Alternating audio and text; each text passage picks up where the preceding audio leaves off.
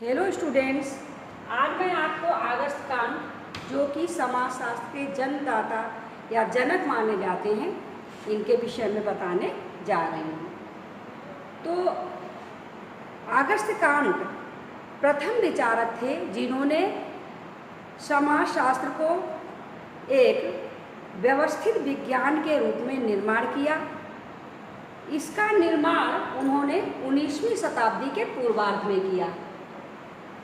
इनको मानवीय तथा सामाजिक एकता पर बल देने वाला प्रथम जो है समाजशास्त्री माना जाता था।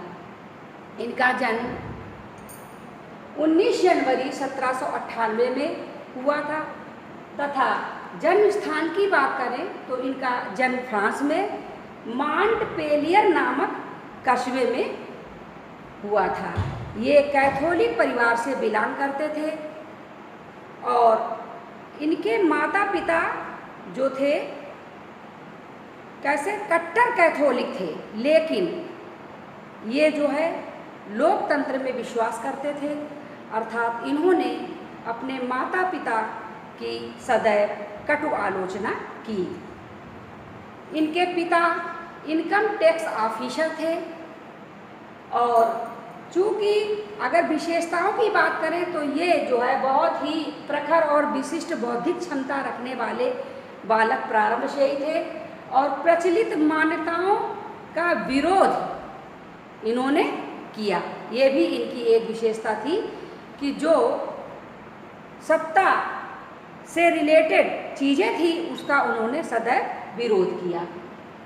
इन्होंने प्राथमिक शिक्षा कस्बे में ही प्राप्त की। अर्थात कहाँ प्राप्त की? मांटपेलियर नामक कस्बे में।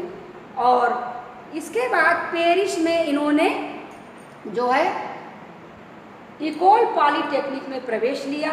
वहाँ के ये बहुत ही अच्छे छात्र माने जाते थे क्योंकि 14 वर्ष में ही इन्होंने समाज के पुनर्निर्माण एवं पुनर्संगठन की इच्छा व्यक्त की तथा 16 वर्ष की उम्र में इन्होंने गणित शास्त्र पर व्याख्यान भी दिए। इतने ये प्रतिभाशाली बालक के रूप में रहे हैं। छात्र के रूप में भी बहुत अधिक प्रतिभाशाली थे।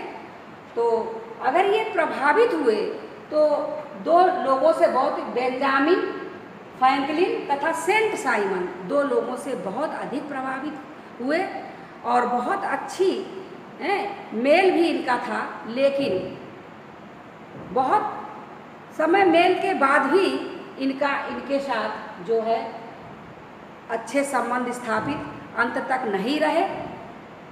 इनका विवाह 1825 ईस्वी में कैरोलिन मैसिन नाम की स्त्री से हुआ तथा इनके अपनी पत्नी के साथ बहुत अच्छे संबंध नहीं रहे क्योंकि जो उनके मतलब कहना चाहिए कि उनका चरित्र इनको बहुत अधिक अच्छा नहीं लगा। इसलिए 1842 में इनका अपनी पत्नी से विवाह विच्छेद हो गया, अर्थात तलाक हो गया।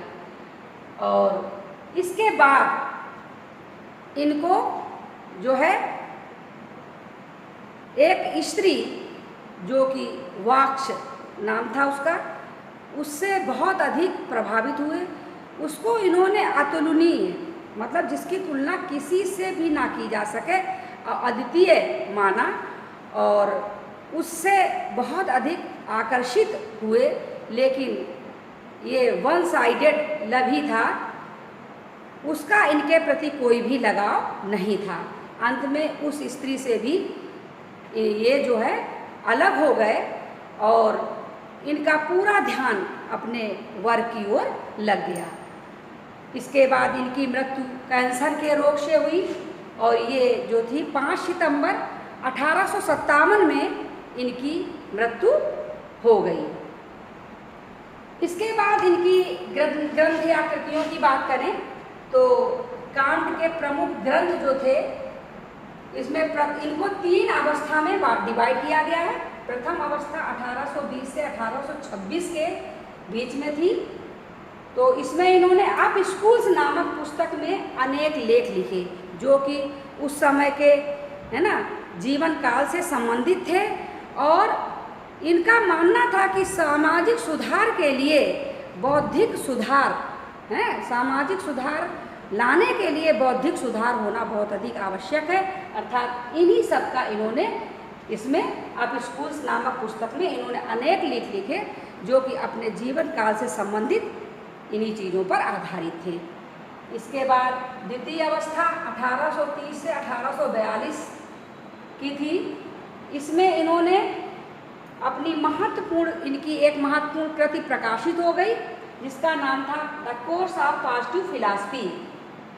इसमें इन्होंने 3 स्तरों का नियम जो था, जो इनके 3 स्तरों के नियम थे, तो उसमें एक तो धार्मिक स्तर, दूसरा था तात्विक स्तर और तीसरा था वैज्ञानिक स्तर। तो इस तरीके से 3 भागों में इन्होंने स्तरों को डिवाइड किया है। और इसमें इन्होंने प्रत्यक्षवाद, दर्शन के जो है समरूप जो प्रत्यक्षवाद था उसको उन्होंने बहुत अधिक महत्व प्रदान किया। और इनकी ये प्रथम कृति थी जिसमें इन्होंने 3 स्तरों के नियम को और प्रत्यक्षवाद को बहुत अच्छे तरीके से डिस्क्राइब किया है।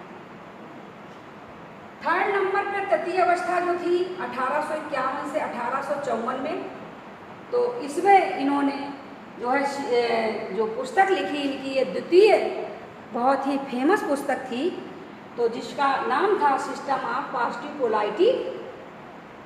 ये प्रकाशित हुई, उससे ये बहुत अधिक इनको ख्याति प्राप्त हुई इस पुस्तक से।